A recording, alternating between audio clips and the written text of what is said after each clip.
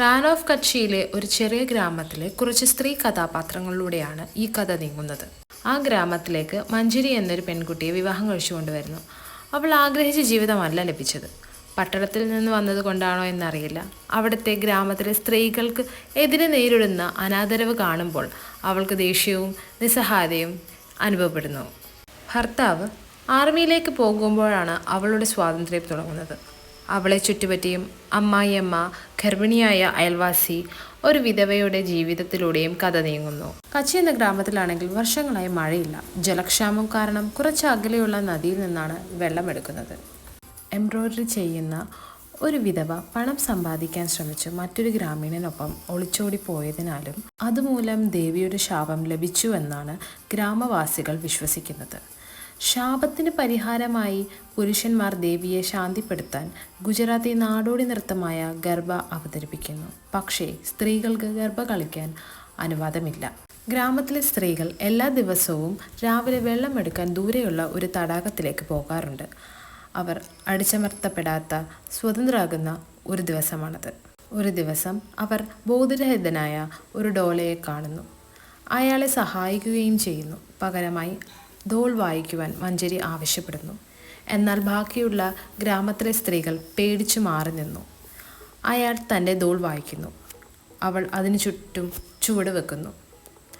അങ്ങനെ പതുക്കെ പതുക്കെ സ്ത്രീകൾ വളരെ നാൾക്ക് ശേഷം ഗർഭനൃത്തം ചെയ്യുന്നു. അതിനുശേഷം എല്ലാ ദിവസവും അവർ വെള്ളം കൊണ്ടുവരുന്ന സമയം അയാൾക്ക് ജലം നൽകുകയും പകരം ധൂൾ വായിക്കുകയും സ്ത്രീകൾ എല്ലാവരും ഗർഭ കളിക്കുകയും ചെയ്യുന്നു. ആ ഡോളയും അയാളുടെ പിന്നിലെ കഥയും ഒരു സന്ദർഭത്തിൽ സ്ത്രീജനങ്ങളോട് പങ്കുവെക്കുന്നു.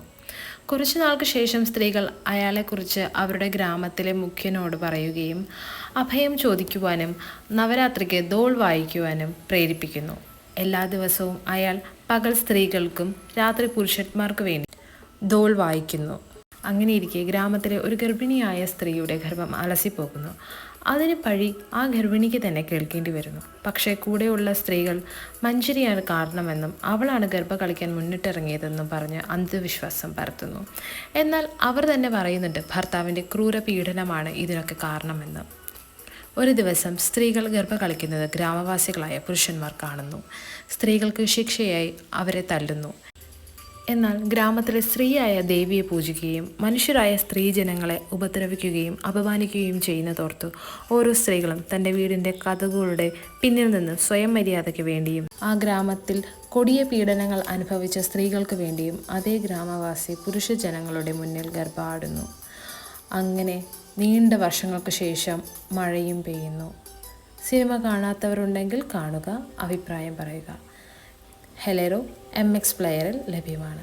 MX പ്ലെയറിൽ ലഭ്യമല്ലെങ്കിൽ കമൻറ്റ് ചെയ്താൽ മതി. തീർച്ചയായിട്ടും ടെലഗ്രാം ചാനൽ വഴി ഈ സിനിമ അപ്ലോഡ് ചെയ്യുന്നതായിരിക്കും. ടെലഗ്രാം ചാനലിൻ്റെ ലിങ്ക് ഞാൻ ഡിസ്ക്രിപ്ഷനിൽ കൊടുത്തേക്കാം. Thank you.